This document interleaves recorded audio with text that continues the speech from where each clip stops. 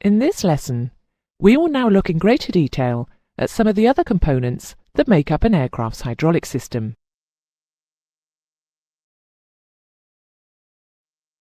The first component we are going to discuss is the reservoir. You may think that in a sealed leak-free system, a reservoir would not be necessary. However, that is not true. Firstly, no system can ever be leak-free. In fact, we have already said that a very small amount of fluid is allowed to leak across the seals of actuators in order to lubricate them. Also, the fluid expands and contracts as it is heated and cooled. And as we shall see later, some types of hydraulic actuator need more fluid when they are extended than when contracted. The extra fluid is stored in the reservoir when not required. Most hydraulic systems also have accumulators fitted, and these will contain variable amounts of fluid depending on the system configuration. Again, we will discuss these in greater detail shortly.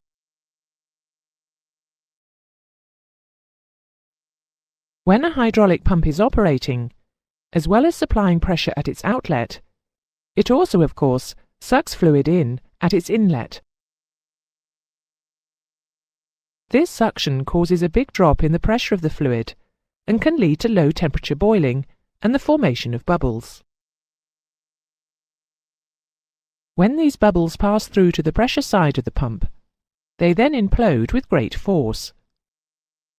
This is known as cavitation, and if allowed to happen, it can cause severe damage to the pump. The sound of pumps operating while cavitating can range from a low-pitched, steady knocking sound, like on a door, to a high-pitched and random crackling, similar to a metallic impact.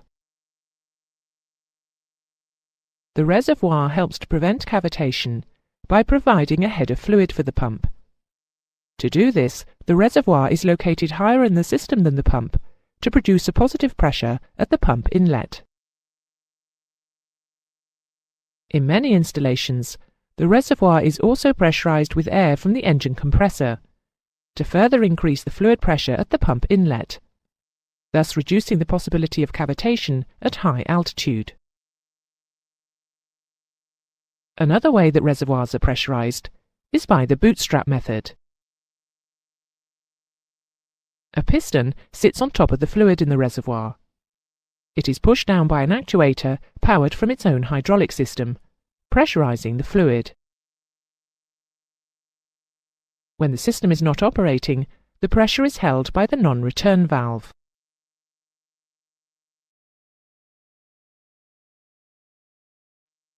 The reservoir also contains connections for suction pipes to the pumps and return pipes from the system, a quantity transmitter unit to allow the flight crew to monitor the system for correct servicing and in-flight leaks, a filling inlet, normally sealed with a filler cap. Note the strainer in the filler inlet, preventing debris entering the reservoir, and, in some cases, a temperature sensing probe, which may be used to operate a fluid temperature gauge and/or an over-temperature warning light. The baffles and fins are fitted to prevent sloshing and foaming of the fluid during in-flight maneuvering.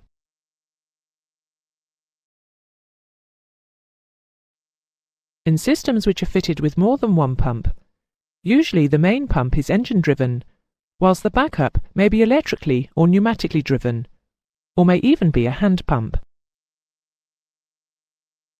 The main pump will draw its fluid through a stack pipe in the reservoir, whilst the backup will collect its fluid from the bottom of the reservoir. This ensures that if fluid is lost from that part of the system supplying the main pump, or supplied solely by the main pump, a reserve of fluid for the backup pump will still be available.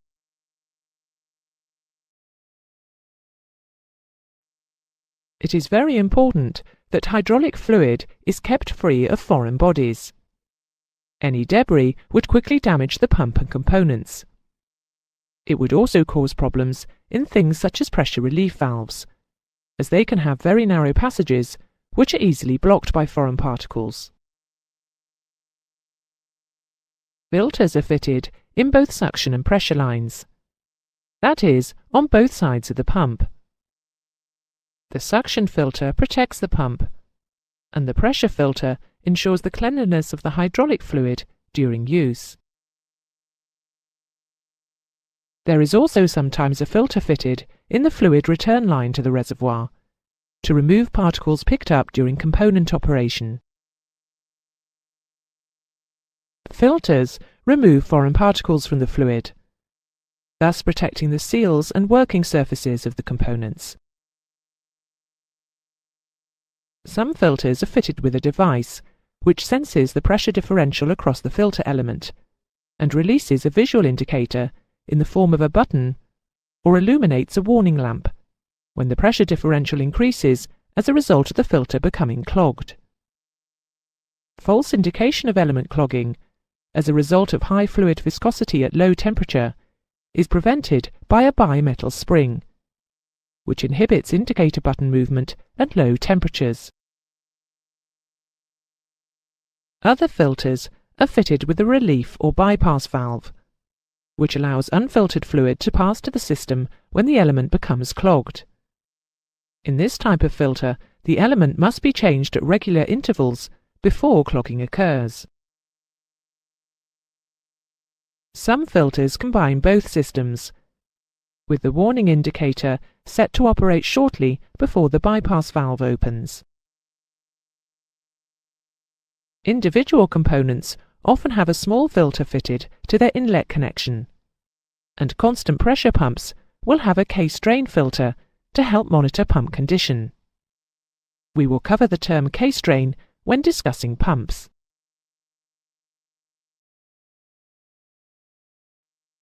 Filter elements may be manufactured from paper, felt or gauze, from metal wire, or from a combination of these materials.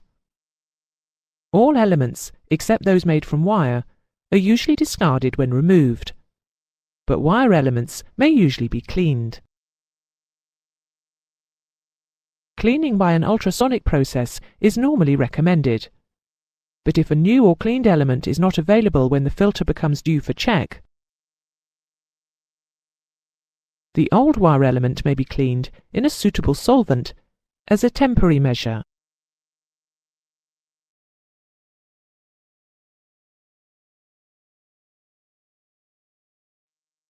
An accumulator is a device used to store hydraulic fluid under pressure. Two different types of accumulator are illustrated here, but many other types are used. However, the two shown are those most commonly in use in aircraft systems. Whatever its shape, the chamber of the accumulator is split into two parts by a separator. In the case of the cylinder, a floating piston is used, whilst the spherical accumulator has a flexible diaphragm. For the purpose of this explanation, we will concentrate on the cylindrical type, as this is the most common of all. The volume on one side of the floating piston is pressurized with air or nitrogen, and the other is connected to the hydraulic system pressure line. The gas side of an accumulator is normally inflated through a charging valve, which may be attached directly to the accumulator or installed on a remote ground servicing panel and connected to the accumulator by means of a pipeline. The charging valve usually takes the form of a non-return valve, which may be opened by means of a plunger in order to relieve excessive pressure. To pre-charge or check the gas pressure, the system hydraulic pressure should be released. This will allow the gas pressure to move the floating piston to the bottom of the accumulator.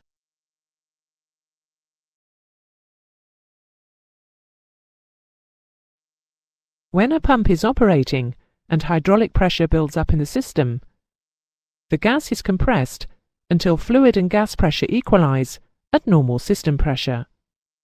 At this point, the pump commences to idle, and system pressure is maintained by the accumulator. The accumulator gas pressure gauge will now read system pressure. A non-return valve is fitted upstream of an accumulator in order to prevent fluid from the accumulator being discharged back through the pump to the reservoir.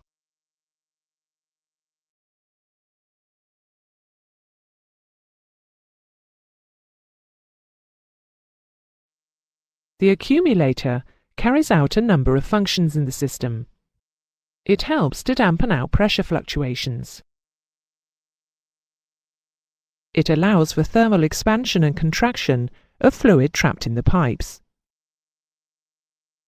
It can provide a small emergency supply of fluid to the system in the event of pump failure. The initial gas charge of the accumulator is greater than the pressure required to operate any service, and the fluid volume is usually sufficiently large to operate any service once, except that brake accumulators normally permit a guaranteed number of brake applications, or the ability to stop the aircraft during a rejected takeoff. If the system is using a constant delivery fixed volume type pump with an automatic cutout valve, it will prolong the period between cut-out and cut-in of the automatic cutout valve, and so reduce the wear on the pump. Operation of the automatic cutout valve will be explained shortly. The accumulator will also provide the initial fluid when a selection is made and the pump is cut out, or at minimum stroke. If a service is selected, a supply of fluid under pressure is available until pressure drops sufficiently to bring the pump online. Incorrect precharge pressure of the main accumulator can cause the automatic cutout valve to cut in and out too frequently. This may cause rapid fluctuations of system pressure, which can be felt and heard as hammering in the system. This can rapidly cause damage to the system if it is not dealt with.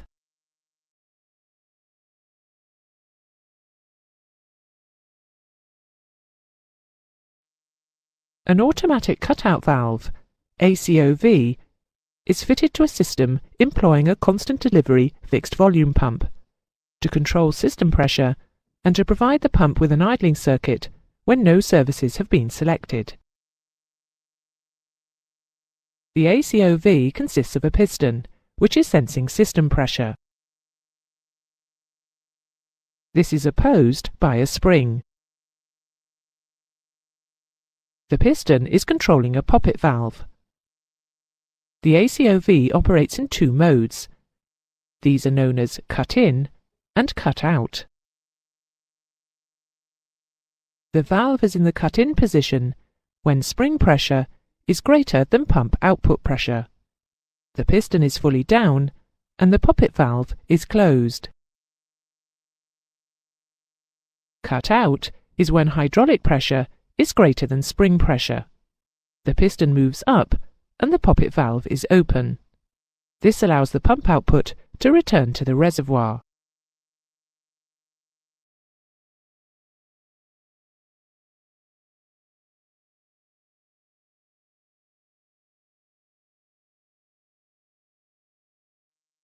With the system not operating and the pressure zero, the ACOV will be in the cut-in position. When the pump starts operating, pressure will build up until when normal system operating pressure is reached. The pressure on the bottom of the piston will overcome the spring. The piston will move up, opening the poppet valve and allowing the pump to return its fluid output to the reservoir without any load. There will still be fluid flowing through the pump to cool and lubricate it. This is the cut-out position. System pressure will be held on the bottom of the piston by the non-return valve.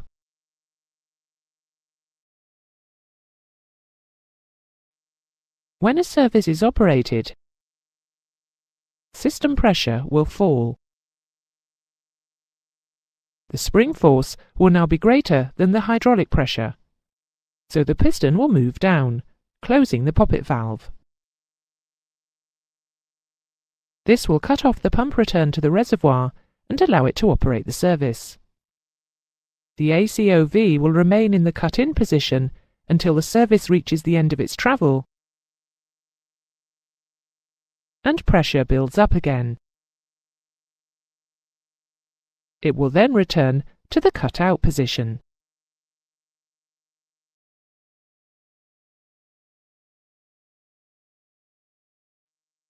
This type of system needs a reservoir of fluid energy downstream of the automatic cut-out valve. Otherwise, any slight leakage through components or from the system would result in frequent operation of the valve and frequent loading and unloading of the pump. An accumulator fulfills this, as well as a number of other functions. The time between cut-out, offload, and cut-in, onload of the ACOV is a good indication of the condition of the system. External leakage will cause a reduction in the operating period, with frequent loading and unloading of the pump. Internal leakage, usually caused by a piston seal failure, will similarly cause frequent loading and unloading of the pump. This could also cause an increase in fluid temperature due to the extra work being done by the pump.